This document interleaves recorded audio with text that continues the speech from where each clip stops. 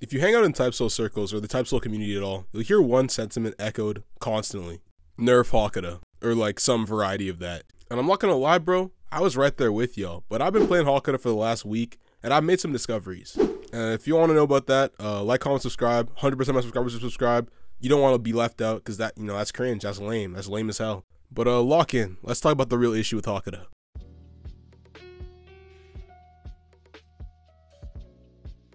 Type Soul is a game where the primary power is based around skill trees. You can mix and match, but generally what skill tree you pick are your primary abilities. There's skill trees like speed, kendo, healing, keto, and the topic of today's video, Hakuda.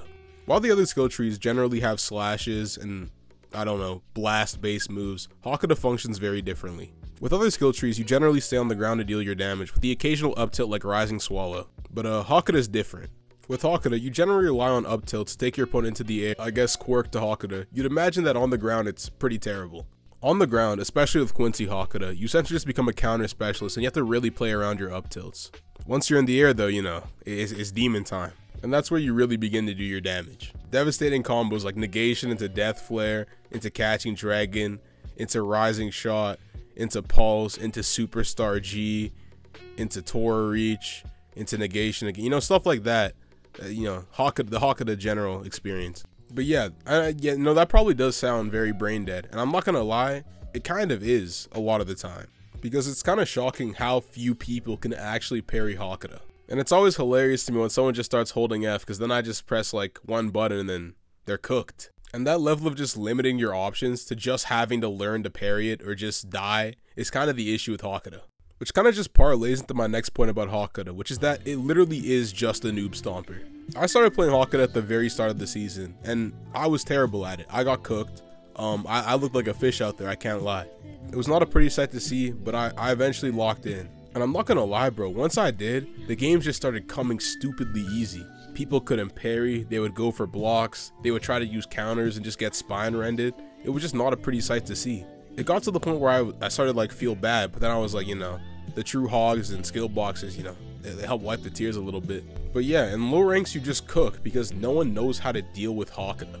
But as you ascend through the ranks, you realize just how futile Hakuda really is compared to just how powerful the other stuff in the game is. With Hakuda, when you're on the ground, you don't really have ways to combo. So if you don't have a TP like up tilt move, or a way to up tilt in general like Arankars do with their crit, you're kind of just shit out of luck. You kind of just sit on the ground, flash step around, maybe throw out a negation or two to try to wait for your opponent to make a mistake so you can put them back in the air. And against a good player, once you do have them in the air, either one, they're going to parry, they're going to throw out a counter, or they're going to block if you use spine rend because, they anticipated that. Unlike things like Kendo, where there's legitimate true combos that do obscene amounts of damage, there really are no true combos on Hakuda, and you really have to work for your combos in high ranks. I think the main issue with Hakuda is the lack of telegraph. Even though the animations are a big issue, because they were an issue for me, and I know a lot of people have frustrations with them, I think the main issue with Hakuda, especially in the air, is how it limits the opponent's options.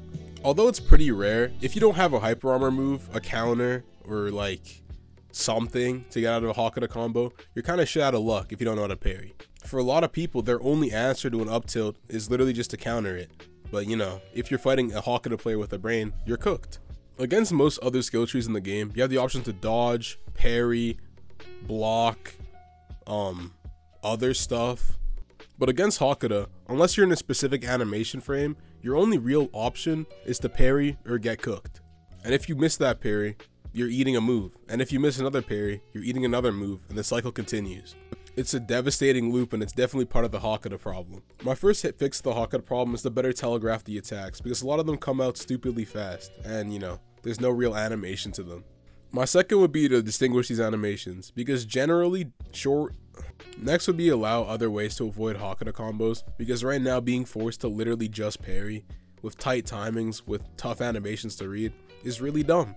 And my third is to give Hakuda more options on the ground, because right now, it's just frustrating to play against, because they just play for cooldowns and go into the air, and I'm sure that's probably not fun for the other person.